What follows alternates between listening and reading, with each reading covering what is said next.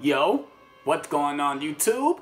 It's your boy LexThomas21 back here for another Scream review. I'm about to be reviewing Scream 2.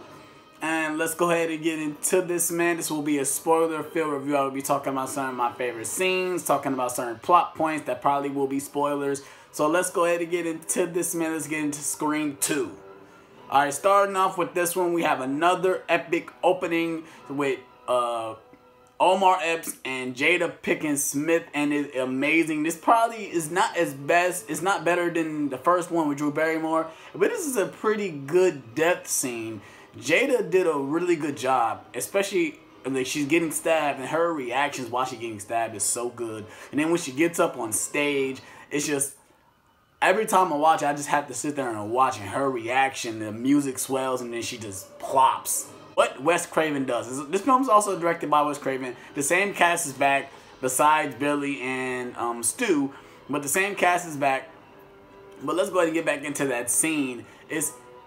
Wes did a great job. After she plops on the ground, she's dead. It lingers on her for a couple seconds, and you as the audience member just sit there and like, wow, did I just witness that? As long as the audience really witnessing that while the movie's going on. The movie starts off as a couple goes to see a movie called Stab. It's basically based on the events from the first movie. And the killer kills them while they're at the theater. And it's just crazy how it starts. Omar Epps get it really bad. He's listening to the conversation in the stall. And I guess the killer's like reenacting a conversation or something like that. And he's literally just stabs the side of the wall, stabs the side of his head, and it's crazy. It's really good. I really do enjoy that scene. This one stars Neve Campbell again, and also she's in college. This takes place a couple years after the events of the first movie. She's in college, she's still a friend with Randy, but there's also some new characters in the mix as well. We have Jerry O'Connor's character, he's like the boyfriend. We have another character, it's like a creepy character, it's like, forgot what his name is, but his name is, I think it's Timothy Applefalt's character. I don't know how to say his name all like that.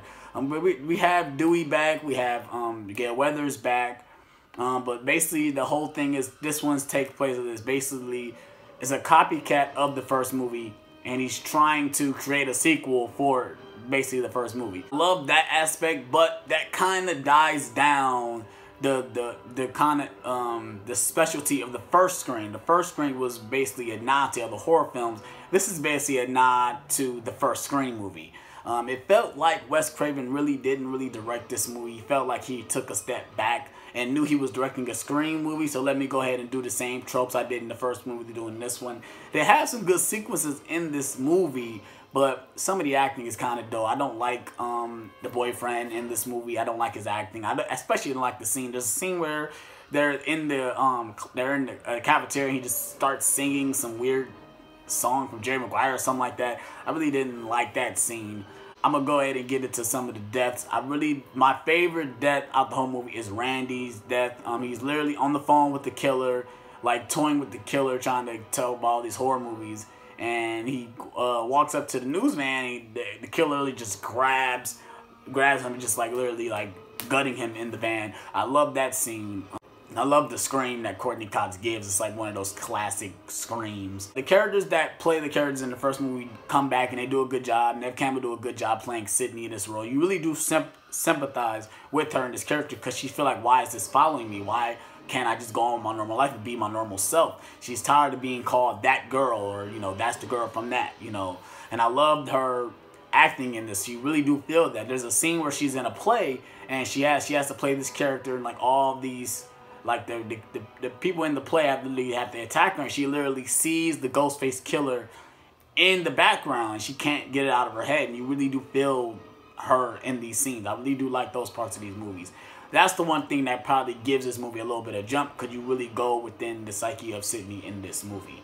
Another thing I did like about this movie is that the twist of the movie is okay. The killer is Billy Loomis's mom. And I don't understand why didn't Sydney I don't remember did Sydney ever see her out there, because she's one of the news reporters in the whole thing. Did Sydney not recognize her, knowing that that was the mom? Like, did she not notice that she was there the whole time? That didn't kind of click to her that she was there? And also, there's two killers in here. The other killer was the friend, the student, the film student. You looked at him, he looked crazy. So that was kind of, that didn't blow my mind that he was the killer. They tried to hint again that the boyfriend was the killer, and he did have some scenes in there where he did look menacing. He did look like, you know, he did look kind of a stalker like, but I just couldn't see that. I couldn't see that happening. I couldn't see it happening at all. The end climax is okay. I love when the scene where Cotton comes back and he has to make a decision who he wants to kill, and he ended up killing this killer. Obviously, I love that scene. Anything else I want to talk about? Like I said, but the only thing is that this movie didn't feel, it felt like a Scream, but it didn't feel like a Scream movie. It didn't feel like Wes Craven came back. He really didn't feel like it felt like he didn't care all that much for this one other than the first one. It felt like the first one made a lot of money, and the first one didn't even make that much the first time it made. It was word of mouth that got the movie the cult status that it has now. And that's the only reason why the sequel was made, because, you know, the first one was a success. So that's all my quick thoughts. I know this is kind of a quick review, but I really didn't want to go in that much from the first one, because this is basically just it's another Scream movie. They do a thing where it's like the movie is being made and they're trying to tie it in together. They do it more in the third one. I'll get into that one later. But they do that again where they're trying to put the movie and real life together. And, you know, they're making the Stab movie, and it's happening, you know, the characters are living it. They try to do that whole thing like they did in New Nightmare, and I really didn't like that part. We'll talk more about that for the third one. But yeah, I didn't really like that dynamic. My score for it would probably be a 7 out of 10. Just a nod down from the first one.